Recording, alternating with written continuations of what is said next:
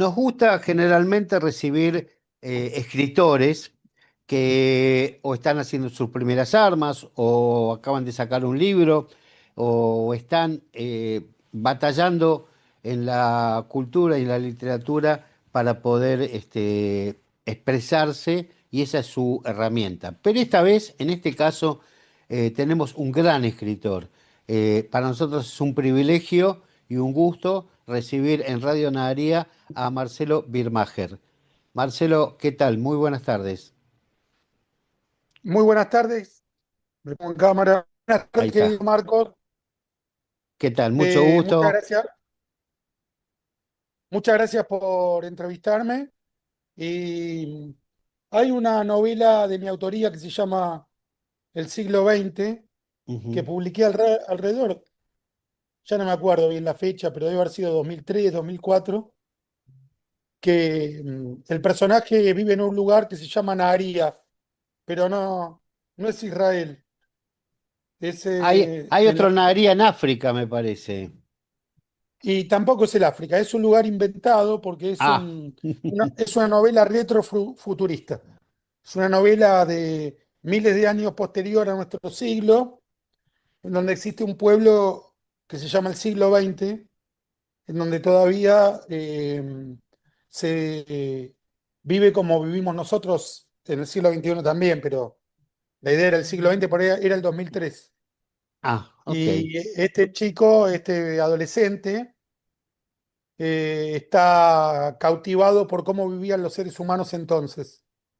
Y tiene que cumplir con un ritual de su pueblo, pero se escapa y en el camino se va a cruzar con ese pueblo que todavía queda, que se llama el siglo XX, muy lejos de su aldea. Mm. No hay vehículos, solo se puede caminar. Hay un pueblo que se llama Siglo XX. Sí, el Qué pueblo se bárbaro. llama siglo XX, una aldea, un Sí, shtetl, sí, sí, ¿no? sí. Se llama el siglo XX. Y es todo lo contrario de un shtetl, ¿no? Es el único lugar donde hay delito, donde hay ficción, dejó de existir la ficción, Mm. eh, donde hay pasiones, Bueno, está el bien en el sentido de, no el bien, está el mal y la lucha contra el mal también ahí. Es un Sodoma y Gomorra, pero más moderado. ok, Eh, bueno, en fin, y ahí hay un lugar ya, yo creo que era donde vivía él, un lugar cercano. Yo, por supuesto, sabía que existía Najaría, pero lo puse como parte de una ficción, el nombre. Y ok. siempre referenciando, por el motivo que fuera Israel, yo ya había publicado Tres Mosqueteros y El alma al diablo, donde Israel aparece de manera literal. Marcelo, contanos un poquito para los que no conocemos tu anterior o tu llegada, cómo llegaste a este lugar. Hoy, yo estuve, lo que averigüé, tenés ya casi 50 libros publicados. O No, sea que sí, perdón. si tenías que cumplir con la cosa de plantar un árbol, tener un hijo y un libro, de la parte de libros te pasaste ya, ya tenés un montón. Tengo tres hijos, Simón, Sabrina y Sara, y libros yo creo que son 40. El otro día un amigo, Yo conté mi, más, produ- ¿eh? sí, mi productor me dijo también 50. Por Sí, ahí hay un par de 49, libros está ahí el número. por ahí hay un par de libros que no me acuerdo haber escrito. Puede pasar. Pasa Ah, que hay hijos no reconocidos, no es mi hijo, caso, es eso. pero Vos sabés que acá, cuando sale un libro, para mí me encanta la expresión israelí, cuando sale un libro, es dar a la luz. O mm, sea, se dice, salió a la luz un libro, dio a la luz un libro, que es Yatza Laor, ¿no? Un libro, y es, bueno, es dar luz. Y yo digo, es así, o sea, un libro, para quien lo escribe, no digo comparativamente no, comparativamente no. con los hijos humanos, pero es una cosa tuya que de repente te costó tanto y lo hiciste y de repente ya está, se te fue la mano y es un paralelo al hijo, ¿no? Bueno, es tuyo, pero no es. Creo que no sé cómo es en hebreo, pero que las primeras frases de la Torá son, y Dios hizo la luz. Exacto. Y la luz, Dios dijo Y, la luz y la luz se hizo. Creó la luz y la y, luz se hizo. y entonces, Creo que la luz es más adecuada como metáfora que los hijos. Y voy a explicar por qué. Em, por supuesto, es una experiencia trascendente publicar un libro. Es una experiencia trascendente. Yo publiqué, mi única traducción al hebreo fue en 2007 en la editorial Keter Ibrit. Ujú, eh, se vendía en Israel, en la librería Stemaisky, etcétera, una editorial importante, la editorial Keter, 2007. Y para mí, el hecho de publicar en hebreo fue una de las grandes emociones. Y yo te diría que uno de los que yo considero consagraciones de mi carrera. Hay dos momentos muy importantes de mi carrera que están relacionados con lo internacional. Uno fue publicado en hebreo en 2007 y otro cuando me entrevistó The New York Times, que fue esto en 2005. Y el resto es trabajo y saber si estás haciendo bien o no tu trabajo. Ahí hay una comparación falible o posible, perdón, con los libros. Es ujú. que vos solo sabés si el libro es bueno 20 años después que lo publicaste. Y algo parecido, De acuerdo a cuánto vendió, en realidad. no, no, no necesariamente, no. En cómo vos lo revés, en Igual cómo, la vigencia. exacto, cómo sobrevivió a la época. Podés haber vendido una infinidad de ejemplares y que pasen 20 años y decir, esto no era lo que yo quería escribir.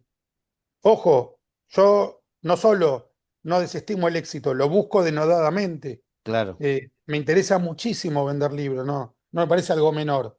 Me parece fundamental. Pero no es sí. lo que define la calidad de tu trabajo.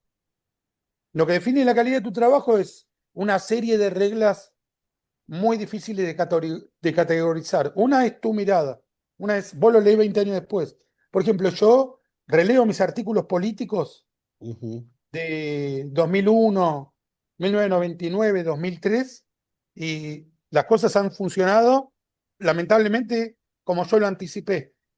Yo tengo un ok, libro que se llama Ideas sin fronteras, un libro solo de geopolítica, con especial acento en el conflicto de los islamonazis contra Israel, pero ujú, también recorro Latinoamérica, Estados Unidos y Europa en más de 30 artículos en el mismo libro, Ideas sin fronteras. Y cuando lo releo digo, pero es lo que pasó. Yo anticipé esto. Y no, ahí yo no sé que, estaba tan errado. exactamente, sí estaba muy solo, pero no tan errado. Y en Bueno, literatura, Marcelo, por qué no nos contás? Porque yo sé también, yo noto que en la presentación no vi, y la verdad pido disculpas, que tu aspecto de geopolítico, o sea, vos fundamentalmente tenés una carrera geopolítica también. Contanos el principio, ¿cómo empieza Marcelo Birma? ¿De dónde venís? ¿Qué secundario? bien, ¿Dónde estudiaste? perfecto. Primero no tenés que pedir perdón porque yo traje el tema, estaba perfecta la No, presentación, así que viste, cuando uno lee mucho, yo preparé mucho para no hablar te y qué sé yo, preocupes. Te cuento, te cuento. Eh, Vamos a empezar lo no tan atrás y tampoco demasiado adelante. Cuando tenía 6 años, mis padres se divorcian con el Get y mi madre se va con mi hermano mayor, Daniel, que ahora vive en Estados Unidos, ujú, con un servidor, con mi hermano Eduardo y con mis abuelos maternos a Tel Aviv. Nos vamos todos a Tel Aviv. Mi desde hermano Buenos Daniel tenía Aires. desde Buenos Aires, Ok. en avión, porque todavía se podía ir en barco, me parece. Pero vamos en ¿En, avión. en qué año más o menos? 72. Todavía se iba en barco, sí. Fuimos en avión, paramos en Qatar, no en Qatar, perdón, en Dakar, no Dakar, Qatar, Sudáfrica, Dakar, claro, claro. en Dakar, y eso me acuerdo, y llegamos a Israel. Eh, Mi hermano Eduardo, vos sabés, lo asesinaron y sigue en Jerusalén para siempre. Yo ahora lo voy a ir a ver. Ahora se cumplen 10 años de su asesinato, que lo asesinaron dos islamonazis palestinos el 23 de diciembre de 2015 en la puerta de Yafo. Eh, Y mi mamá vivía con mis abuelos, nosotros fuimos al jardín de infantes, mi hermano ya a primer grado o segundo grado, y yo al jardín, todavía no había empezado primer grado, pues yo cumplo los años el 29 de noviembre, entonces yo todavía Ujú. tenía 5 años. 29 de noviembre fue el día en que se votó la partición, Sí, en la ONU, de en el 1917. 17. Y a los 6 meses aproximadamente, mi abuela tuvo una gran depresión y se quería volver a Buenos Aires. Pero mi mamá no quería volver. Mi mamá se quería quedar y quería quedarse en un kibutz, pero no la aceptaron. Con 3 chicos y sola no la recibieron y se volvió con mis abuelos. Mm, Eh, y acá entré al doctor Herzl, al primario doctor Herzl en Tucumán y Agüero. Talmud Pero, Torah Orishoná Doctor Herzl. ¿Talmud Torah se llamaba? Talmud Torah Orishoná Doctor Herzl. Yo lo recuerdo como muy laico, por supuesto aprendíamos hebreo. Sí, sí, no, no, no era religioso para nada, Ah, pero, ok, pero la ok, denominación era esa. perfecto, perfecto. Era Tucumán, TTH Doctor Herzl. exacto, Tucumán y Agüero. Sí. Pero ahí yo empecé a desarrollar ciertos problemas idiomáticos. Tenía una especie de dislexia, escribía el hebreo como el español y viceversa. Me iba muy mal y entonces me cambiaron al Cornelio Saavedra. Ujú. Y ahí hice hasta quinto grado en el Cornelio Saavedra, en la escuela pública. Y luego en el Cornelio Saavedra había muchas ratas, entonces me mudaron al Pueyrredón. Y en el Pueyrredón hice de sexto a séptimo. Claro, Y luego me inscribí en Hort, de primero a tercer año, hice la Hort, pero también tenía muchas dificultades, la parte industrial no iba conmigo y el hebreo también me costaba mucho. Y finalmente terminé cuarto y quinto en el Mariano Moreno. ok, Así que para mí fue una experiencia muy proteica, mi educación secundaria y primaria, porque tuve distintas experiencias y claro. todas fueron muy fructíferas para mí. Te- Eh, Tenías me distintas parece, vertientes. y me parece fundamental haber pasado por la educación pública argentina. Ujú, Eh, Me permitió un contacto con todas las variedades de la sociedad argentina, ujú, que de otro modo yo creo que me hubiera perdido.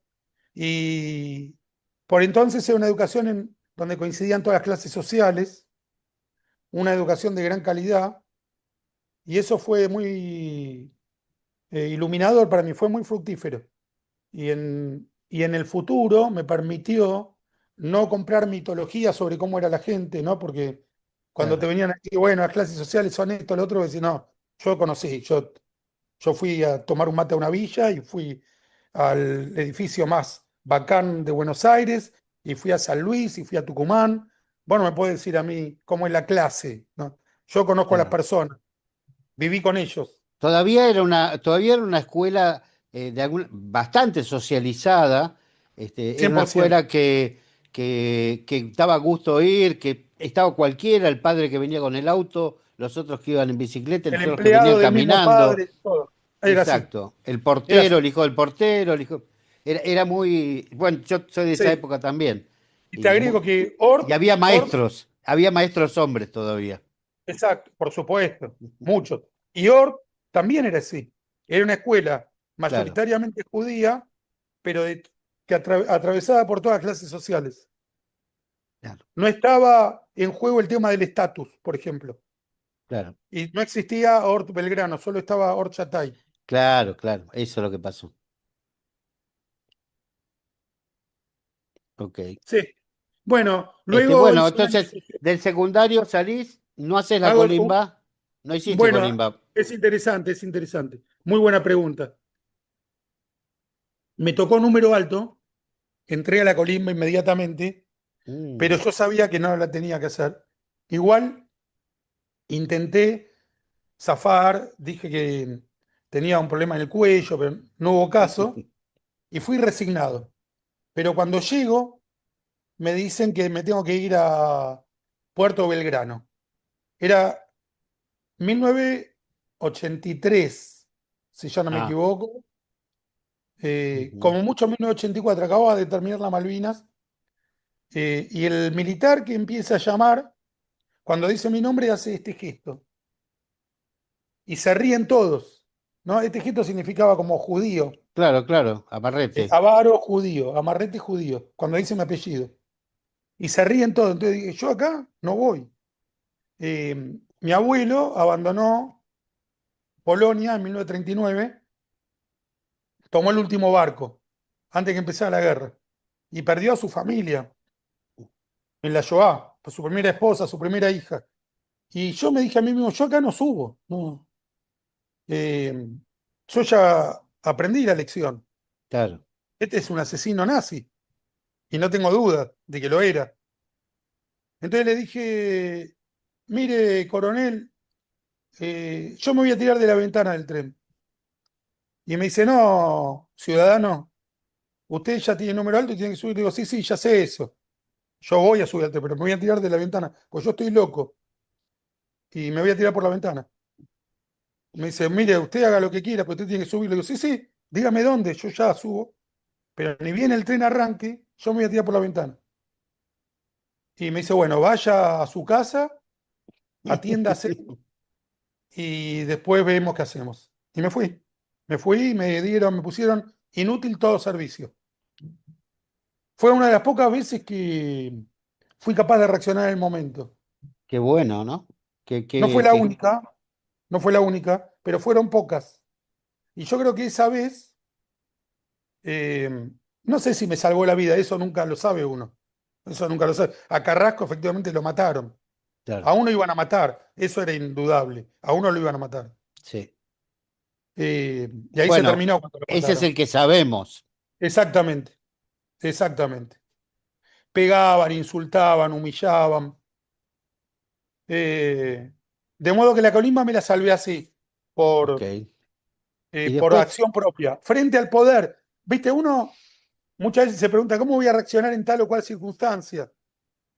Esa vez reaccioné bien, ok. esa vez reaccioné bien. Estoy orgulloso de mí. Salís No de. siempre pasa. No, Salgo pero de la colimba, pero aparte no solo saliste, sino que saliste totalmente ancho, ancho, porque te salí ancho. sentías Tal cual. Superman. Todavía hoy, todavía hoy. Superman. Eh, y luego hago un año de sociología en la ciudad universitaria y ahí veía, en parte me resultaba medio vaporoso el conocimiento que me transmitían, en parte, si bien yo todavía era de izquierda, veía la pérdida de tiempo y empecé a trabajar en la revista Fierro, una revista de historietas de editorial Hermoso, Urraca, que era la misma hermoso. editorial de la revista Humor, Sí, que sí. era la revista más importante antidictatorial y pro-democrática de la época. Y cuando empecé a escribir en Fierro dije, esto es lo que yo quiero hacer. A mí no me interesa ninguna otra cosa. A mí solo me gusta escribir. Y empecé a escribir y a cobrar por lo que escribía. Yo ya había publicado un cuento y un poema en el semanario judío argentino Nueva Presencia, que lo Ok, dirigía Hermann Schiller. claro. Publiqué mi cuento El Timbre y publiqué una serie de poemas, pero eso no me lo habían pagado. También publiqué un poema en la revista Aleph en Israel, cuando hice Sí, Planta Put. La publiqué en español, sí. una revista israelí en español, publicado en un grupo de latinoamericanos. Rubén Sí, sí. Canales, ahí publiqué mi poema, Duró muy increíble. poquito, Alex. Sí, mirá, la conocías, Sí, sí. excelente.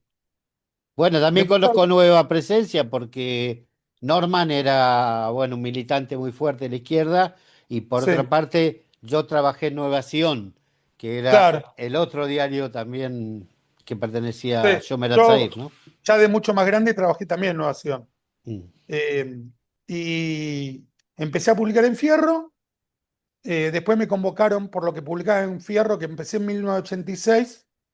Muy pronto, empecé antes de los 20 años. Ya me había ido a vivir solo. mm. Me convocaron de Página 12 del suplemento humorístico Sátira 12. Sí, Entonces Sátira 12. empecé a publicar en los dos lados. Lo Eh, dirigía el amigo Marcelo Rudaef, Rudaef, Rudaef, sí, Rudy. sí. No, me acordé que ahora hubo uno de los asesinados por Hamas que se llamaba Rudaev. también. Él no dijo nada, no le escuché decir nada al respecto, no sé si eran parientes. Yo Muy bien, tampoco, no sé la conexión, no sé la conexión, no te quiero muy mentir. bien. Ok. Entonces, seguí publicando en estos dos periódicos. Muy pronto empecé a publicar en el diario Clarín y ya en 1988 publiqué un libro, el primer libro que publiqué, que se llamaba Historieta, la imaginación al cuadrado, que era la recopilación de todos mis artículos en Fierro. Ok. Y a partir de ahí empecé una carrera periodística y literaria que ya nunca se detuvo.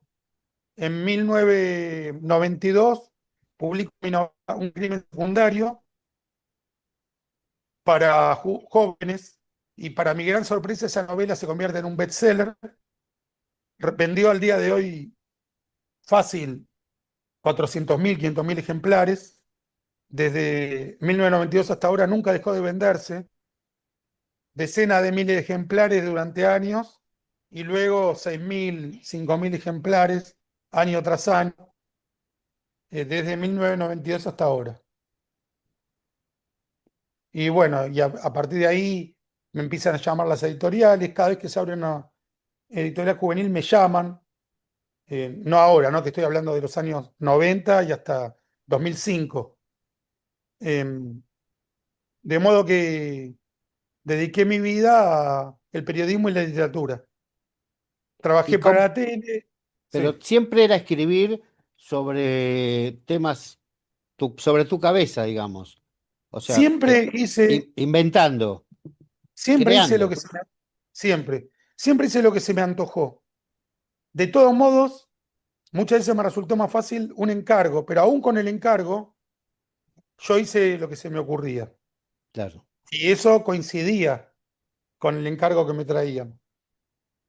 ¿Y cómo entras en la geopolítica? A partir de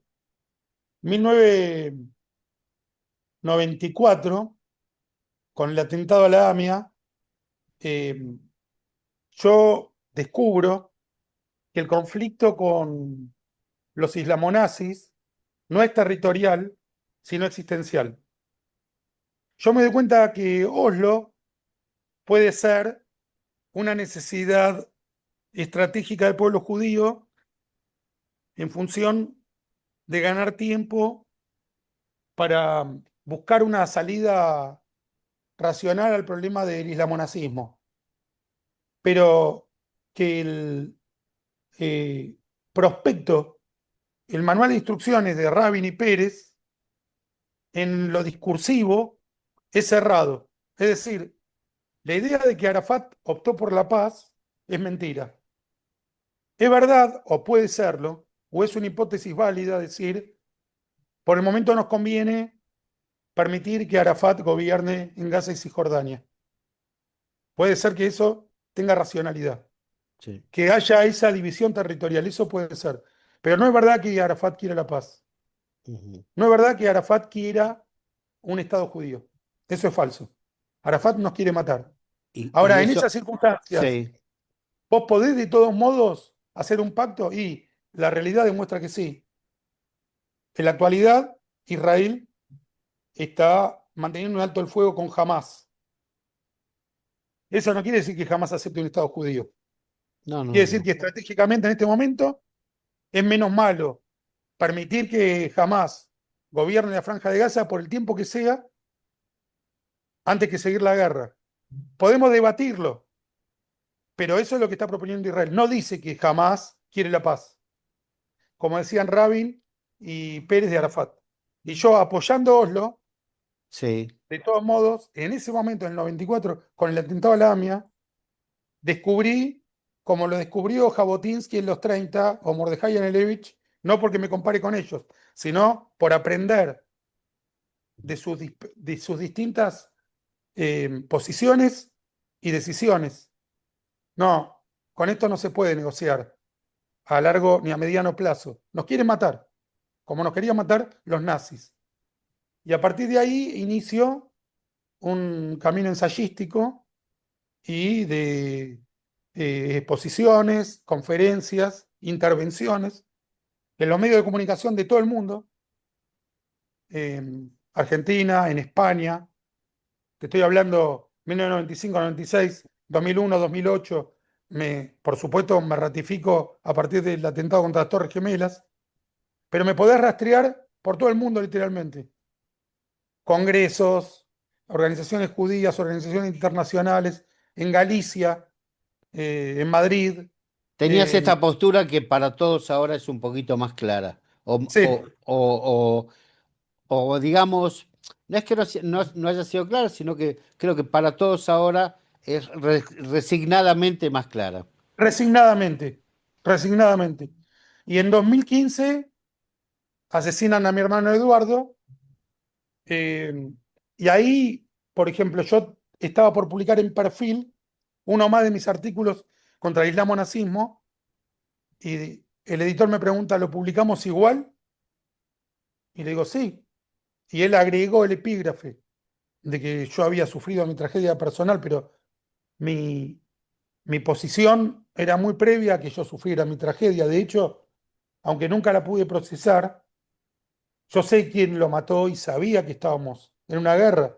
Nos habían matado acá en la AMIA, por más que no estuviéramos en Israel ni en Jerusalén.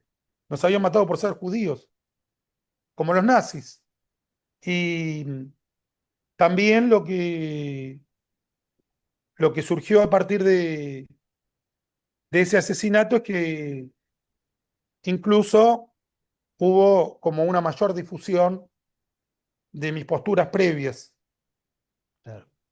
Eh, y luego, cuando llegó el 7 de octubre del 2023, yo descubrí, y acá lo digo con cierta irritación, que muchos de los que habían no disentido conmigo, sino que simplemente me habían expulsado, me habían censurado, no me habían querido incluir por mis posiciones, las empezaban a repetir sin hacer insight, sin decir, Claro, bueno, yo estaba totalmente equivocado, sin reconocer. claro, Que obviamente. en algunos casos se llaman los judíos del 8 de octubre. Yo era judío de antes. Más o Sí, menos ese. yo creo que, bueno, desde Israel se vive, yo digo, en mi posición personal, no puedo hablar por nadie más que por mí. Creo que en realidad para toda la sociedad israelí, lo que sí puedo decir con certeza, que el 8 de octubre parte aguas. O sea, el 8 de octubre parte aguas y hace que hasta los que hubiéramos querido luchar y pelear y llevar la bandera y decir, bueno, hace falta dos estados porque tenemos que separarnos totalmente de ellos para que tengan su estado y para que sea claro que estos son ellos y estos somos nosotros. Hoy estamos perdidos. No te digo que cambiamos de opinión, ni perdimos nuestra opinión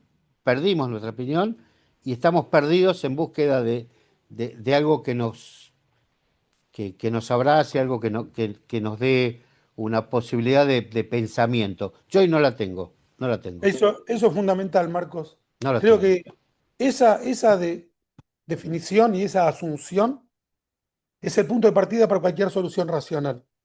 Decir, esta solución que inventamos era falsa. Esto no existe. Ahora pensemos qué podemos hacer. Ahí está. Primero, defendernos, eso seguro, pero luego, No, eso ¿qué no hay podemos duda, hacer? no. ¿Cuál es Es la que, manera de convivir con 1,5 millones, 2,900,000 de civiles que no representan un enemigo armado? ujú, ¿Cómo, cómo convivimos con esa gente? Que fue la pregunta que se hicieron los aliados en 1945 en Europa y en 1946 en el mundo. ¿Cómo convivimos con los 60 millones de alemanes cuya población adulta tenía como objetivo prioritario exterminar a los judíos? No les importaba ninguna otra cosa. ¿Cómo convivimos con esta no, gente? querían conquistar el mundo, o sea, no solo los Pero, judíos. pero para exterminar a los judíos. Sí, sí, sí. El problema de la racionalidad occidental es comprender que Hitler quería conquistar el mundo para exterminar al pueblo judío, no al revés. Hitler no usó la coartada de matar a los judíos para conquistar el mundo. El plan de Hitler, el plan prioritario, esto lo dicen todos los grandes investigadores, desde Hannah Arendt, que no es santo de mi devoción, No. hasta Sir Anthony Beevor, el mayor historiador de la Segunda Guerra Mundial. El objetivo prioritario de Hitler no era conquistar el mundo, era exterminar al pueblo judío. Ese era su bastión. Y eso está sobradamente Ok. documentado. Sobradamente Bueno, documentado. volvamos al aquí y ahora. Sí, Eh, Te tenemos ya con una trayectoria, yo digo, acertada, acertada como geopolítico, con una visión que digo, bueno, no costaba quizás mucho pensarla, pero para muchos se les resultaba incómodo pensarla. sí.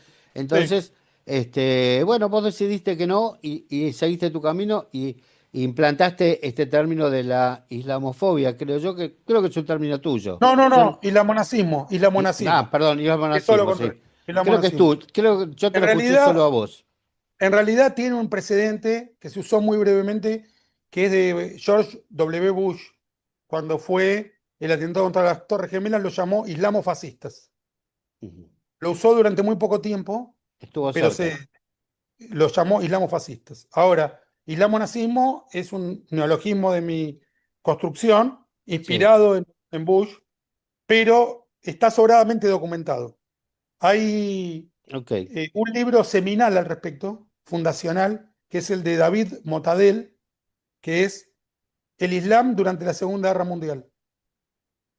David Motadel, un autor sefaradí inglés, un gran autor Ujú, sefaradí inglés. David Motadel, se los recomiendo a todos. El Islam durante la Segunda Guerra Mundial. ujú. Hay varios libros sobre el Mufti de Jerusalén y Hitler. Uno Sí, es sí, sí. Icon of Evil, está solo en inglés, lamentablemente. El de Motadel está en español. Y ahí tenés la infraestructura ideológica del islamonazismo, que no es una interpretación, no es una denominación propagandística, no es una hipérbolemía, es el pacto Ujú. entre Hitler y el Mufti de Jerusalén, Sí, Amin sí, sí. al-Husseini, que tuvo su implementación práctica en Medio Oriente, en Croacia, en Sí, Bosnia, en sí, sí, Serbia, sí, sí, sí. y que sigue hoy representando la ideología y el sustento de todo el movimiento islamo-nazi en el mundo, que está Ujú, dirigido por la potencia iraní y que tiene vertientes distintas, contrapuestas, como lo tuvo el movimiento comunista.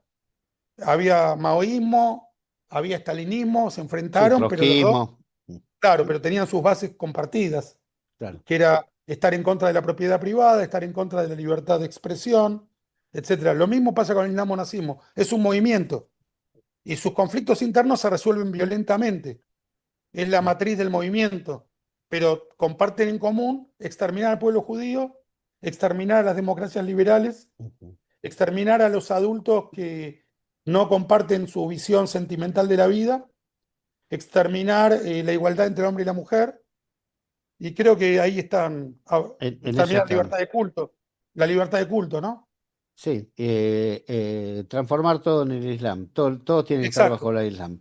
la Sharia. Marcelo, la Sharia, exacto.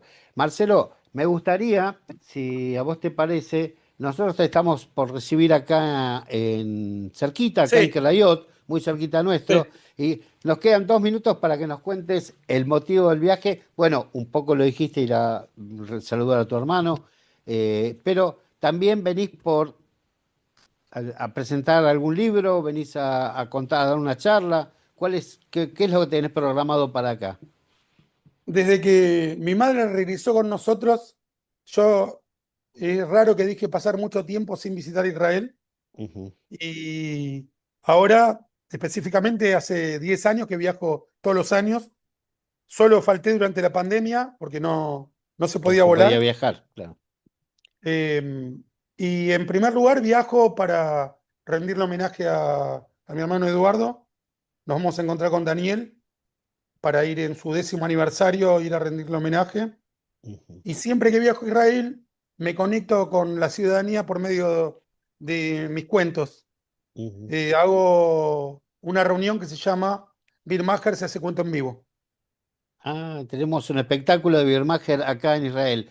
Así es. Vas a estar acá en Crayot y vas a estar Sí. también en el Cervantes, ¿puede En ser? el Cervantes voy a estar, sí, pero por medio del Zoom, dentro de el 11 de diciembre, Ah, no sé bien la hora, lo pueden el mirar en mi jueves. Instagram.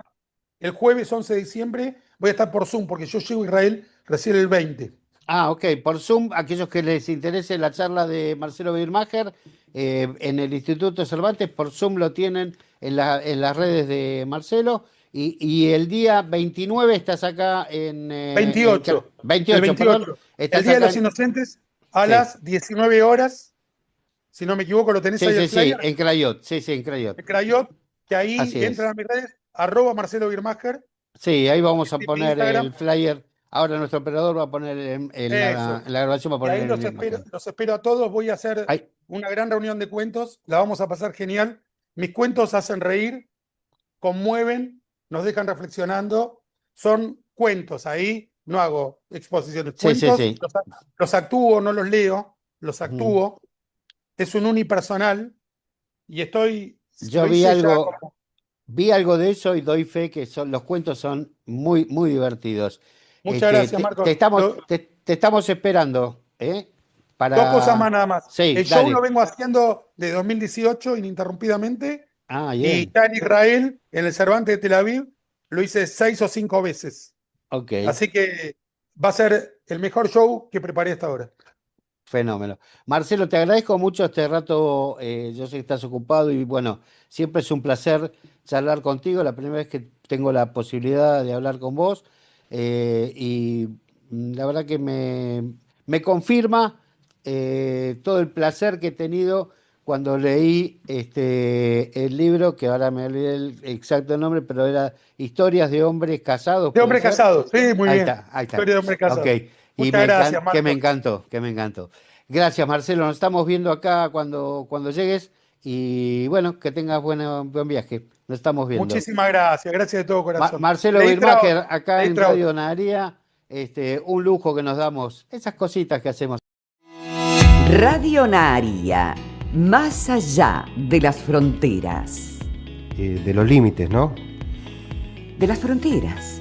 Pero parece mejor más allá de los límites, Más allá de los límites. o sea, más allá de las fronteras. Vos y vos en castellano.